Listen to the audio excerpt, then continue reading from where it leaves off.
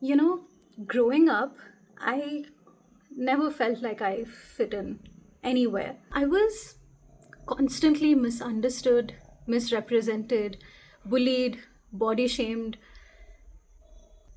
and I always felt like I was on the outside looking in. Sure, there were good moments, as in every journey, but the other stuff really stuck with me. I just didn't belong. I am a late diagnosed neurodivergent individual. I'm on the autism spectrum. So, in hindsight, a lot of that makes sense. But there was always that ache that I wish I fit in.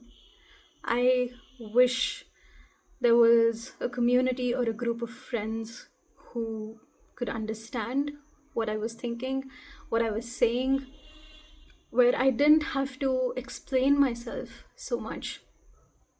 But now at 29 years old, when I look back, I feel like not fitting in was one of the best things that could ever happen to me. I'll tell you why.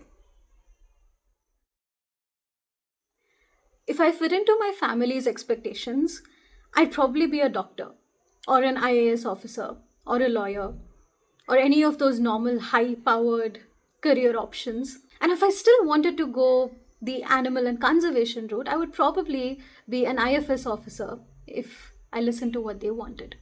But I would also be stuck being the good girl, someone who would sacrifice herself to keep the peace, who would always take up everybody and everything else's burden at the cost of herself. I would be lost, forgotten, felt unheard and unseen, just like I felt all my childhood, even in my home. But it taught me to stand up for myself. It taught me to chase my dreams. It taught me how to take care of myself while still caring for others. It taught me to remember who I was. It helped me break generational patterns of abuse, trauma, and above all, not fitting in there showed me that I could make my own place in the world. If I fit into my school teacher's idea of what a good girl and a good student should be, I would never have learned how to challenge traditional, oppressive, misogynistic systems.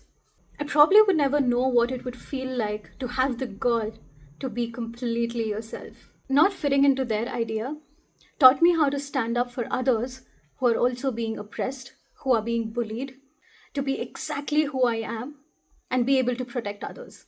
If I fit into my peers' versions of not being too much, having unrealistic visions, I'd probably be in a miserable job, hating and complaining about everything I did. Shh, don't say anything. Let people just do what they want. You cannot change the world. It's just how it is. You take things too personally, your visions are too big. And see, if I listen to them, I wouldn't be happy, but I would definitely be in small spaces with small minds and even smaller hearts.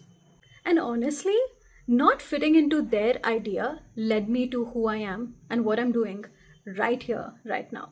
It taught me to take all the fire of external hatred and judgment and rejection and build it into something better, bigger, more real, grounded. And if I fit into the old mold of how governments and bureaucracies and traditional systems work, I probably would have walked away from my dream, my vision, a long time ago. Not fitting in there taught me adaptation. It taught me resilience. It taught me how to break down the whole damn wall if I was backed into a corner. Not fitting in because I was too much. I cared too much. I was too emotional. I was too outspoken. I was too honest. I was too rebellious. I was too soft.